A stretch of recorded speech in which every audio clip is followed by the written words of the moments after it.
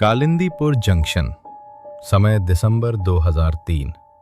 कड़ाके की सर्द रात। घड़ी में समय रात 1:38।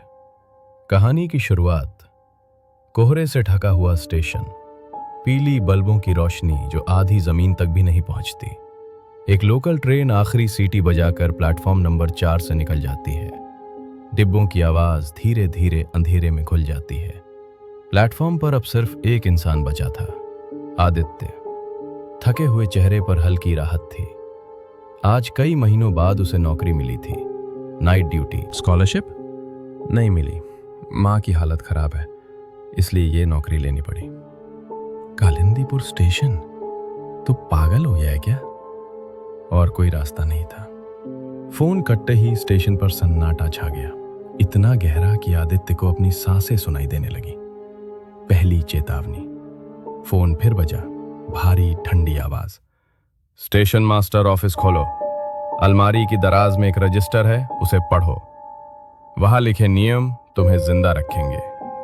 लाइन कट गई। नियमों की किताब पुरानी लाल रजिस्टर, किनारे जले हुए। नियम 1, किसी यात्री से ये मत पूछना कि वो कहां जा रहा है। नियम 2, अगर कोई ट्रेन बिना लाइट के प्लेटफॉर्म पर खड़ी दिखे तो उसके पास मत जाना।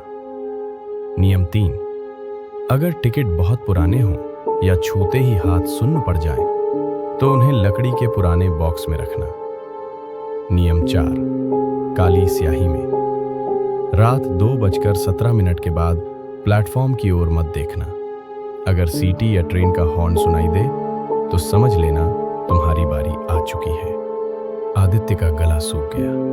पहली ट्रेन अचानक रेल की पटरी पर लोहे के घिसटने की आवाज। कोहरे के भीतर से एक पुरानी पैसेंजर ट्रेन उभरी। कोई लाइट नहीं, कोई इंजन की आवाज नहीं। दरवाजा अपने आप खुला।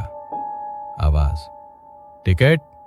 आदित्य ने देखा, डिब्बे के अंदर सिर्फ अंधेरा। एक हाथ बाहर निकला, कंकाल का हाथ, उंगलियों में पकड़ा हुआ 1960 का टिकट। हाथ छूते ही आदित्य के पूरे शरीर में बर्फ सी दौड़ गई। उसने कांपते हाथों से टिकट पुराने बॉक्स में डाल दिए। ट्रेन बिना आवाज के अंधेरे में गायब हो गई। पुराना अखबार वॉशरूम में टूटी अलमारी के नीचे एक अखबार पड़ा था। साल 1987। हेडलाइन, रात 2:17। कालिंदीपुर स्टेशन पर भीषण रेल हादसा। प्लेटफॉर्म पर खड़ी ट्रेन में आग, 147 यात्री मरे। आदित्य की सांस अटक गई। 2:17। सुबह घड़ी की सुई ठीक 2:17 पर रुकी। स्टेशन की सारी लाइटें एक साथ बुझ गईं। अंधेरा, और फिर लोगों की आवाजें, हंसी, बातचीत, बच्चों के रोने की आवाज, जैसे स्टेशन फिर से जिंदा हो गया हो। आदित्य ने खिड़की का पर्दा हल्का सा हटाया। जो उसने देखा, प्लेटफॉर्म पर दर्जनों परछाइयां। कोई चेहरा नहीं, कोई शरीर नहीं, सिर्फ हरी चमकती आंखें। तभी दूर से ट्रेन की सीटी, लंबी, खिंची हुई, और फिर सब परछाइयां आदित्य की ओर मुड़ गईं। आखिरी पल दरवाजे पर एक के बाद एक तेज धमाके। फोन बजा, वही आवाज, टिकट चेक करो। आदित्य की आंखों के सामने अंधेरा छा गया। सुबह सूरज की पहली किरण। स्टेशन खाली। फर्श पर एक पुरानी ट्रेन की चाबी।